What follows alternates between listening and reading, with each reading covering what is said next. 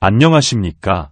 오늘은 모세 탄생설화라는 제목으로 말씀을 나누고자 합니다. 출애굽기 2장 1에서 10절을 보겠습니다. 레위 가문의 한 남자가 레위 가문의 한 여자를 아내로 맞이하였다.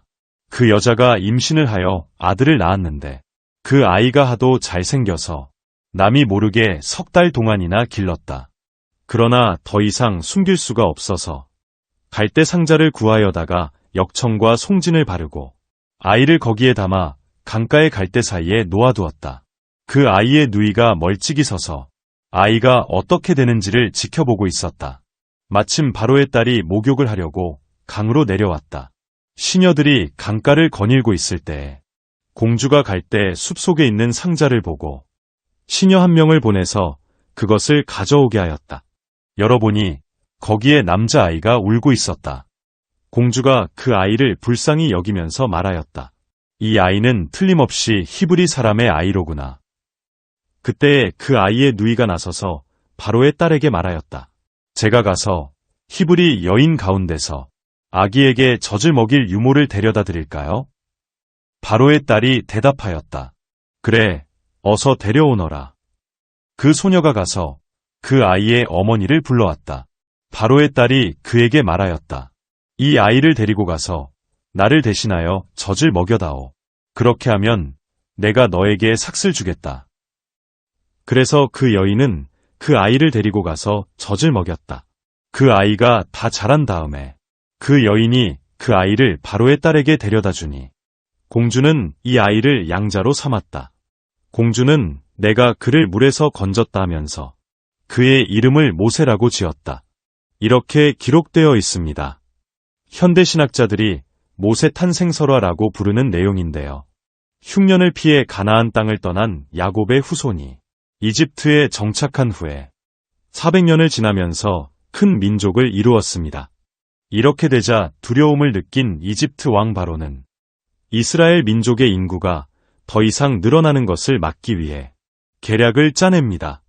히브리 산파들을 불러 여자아이가 태어나면 살려두고 남자아이가 태어나면 죽이라고 명령한 것입니다. 하지만 산파들은 하나님을 두려워하여 아이를 죽이지 못하고 파라오에게 거짓 보고를 합니다. 그 보고 내용을 본문에서 보겠습니다. 출애굽기 1장 19에서 20절입니다. 산파들이 바로에게 대답하였다. 히브리 여인들은 이집트 여인들과 같지 않습니다. 그들은 기운이 좋아서 산파가 그들에게 이르기도 전에 아기를 낳아버립니다.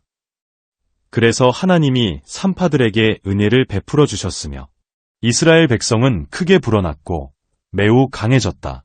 이렇게 기록되어 있습니다. 은밀히 시행하려던 히브리족 소멸 정책이 실패로 돌아가자 바로는 이제 대놓고 포고문을 발표합니다. 이어지는 본문 22절을 보겠습니다. 마침내 바로는 모든 백성에게 명령을 내렸다. 갓 태어난 히브리 남자아이는 모두 강물에 던지고 여자아이들만 살려두어라. 이렇게 기록되어 있습니다. 이런 상황에서 레위지파 사람이 아들을 낳은 것입니다.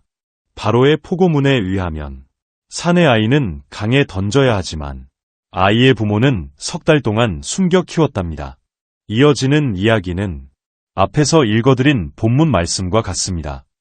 이렇게 해서 아이는 이집트의 왕족으로 자라게 되었답니다.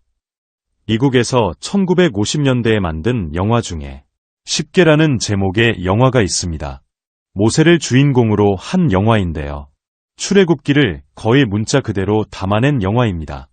근본주의적인 시각의 영화지만 어쨌든 출애굽기의 내용을 파악하는 데는 도움이 됩니다. 영화적으로도 잘 만들어서 당시 비슷한 시기에 만들어진 배너 코바디스와 함께 3대 기독교 명화로 꼽힙니다. 기회가 되시면 한번 보시는 것도 좋을 것 같습니다. 이집트 공주는 아이에게 모세라는 이름을 붙여줍니다.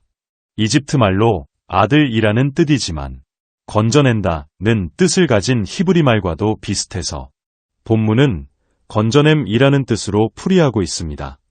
여기까지가 학자들이 모세 탄생설화라고 부르는 부분인데 훗날 예수 탄생설화의 모티브가 됩니다.